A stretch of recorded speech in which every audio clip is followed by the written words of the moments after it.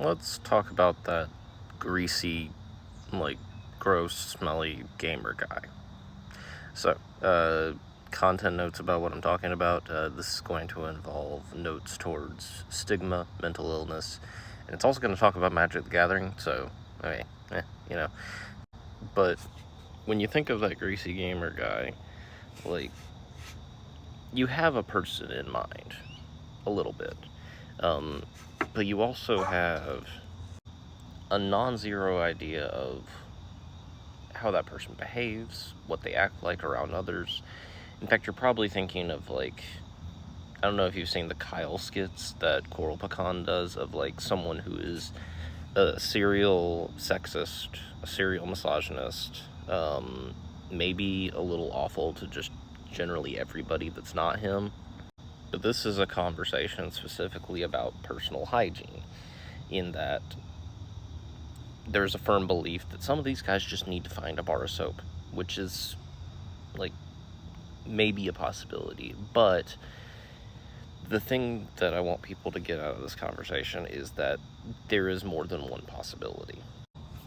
We exist in the context of the world around us, and the fact is, people are not playing Magic the Gathering in a vacuum. They are playing this game because it is fun, but also because they feel supported by a community. Something that these people may not otherwise have. And the end result is that you do end up with some folks that have been a little dejected by a lot of other people. And despite what seems like the financial cost of Magic the Gathering, these people may be more willing to spend money on something that makes them feel good and feel supported than something that is essential. Good personal hygiene, nutrition, heck, I specifically have known many Magic the Gathering players and many Yu-Gi-Oh players and a whole bunch of gamers that will sell cards to pay for rent. Because up front, the cards were more important to them than having stable housing. But let's narrow down and focus on hygiene.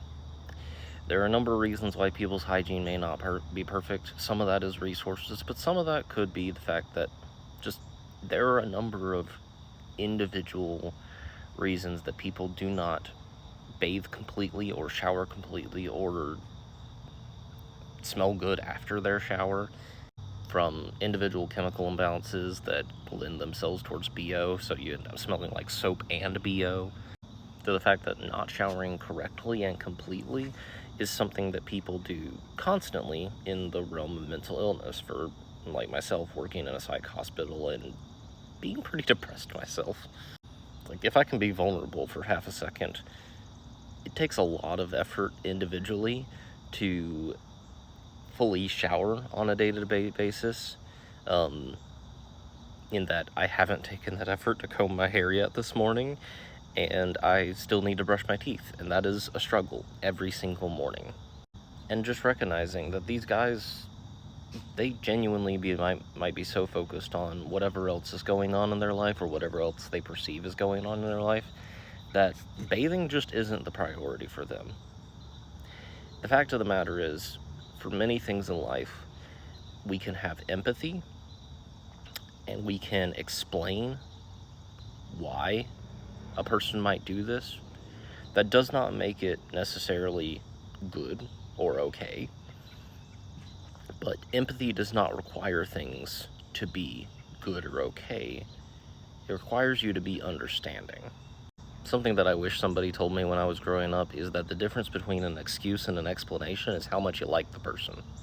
So stop saying that these people are making excuses as to why they're not bathing, or, like, blaming them, because there really might be circumstances that are, at least under their perception, beyond their control as to why they are not doing this. What we can do is we can find ways to be supportive, and we can encourage these folks to be part of a community, because that community support really does make the difference for a lot of folks. It certainly made the difference for me in living through college. If we can find non-judgmental ways to help these people achieve hygiene and be able to just actually take care of themselves, maybe even at the LGS level, that would be great. I think individualized mental health initiatives are very helpful, and so, like, an LGS mental health initiative, or just even an LGS personal hygiene initiative that's very non-judgmental of like, hey, leave out hand sanitizer everywhere, or similar ilk, could really be something that is useful and is supportive to help build the community in a way that, again, isn't judgmental of what's going on in these people's personal lives, but helps them in taking care of themselves. I don't know what the full answer is, but I just felt the need to try and encourage a little bit of empathy for the greasy gamer guy.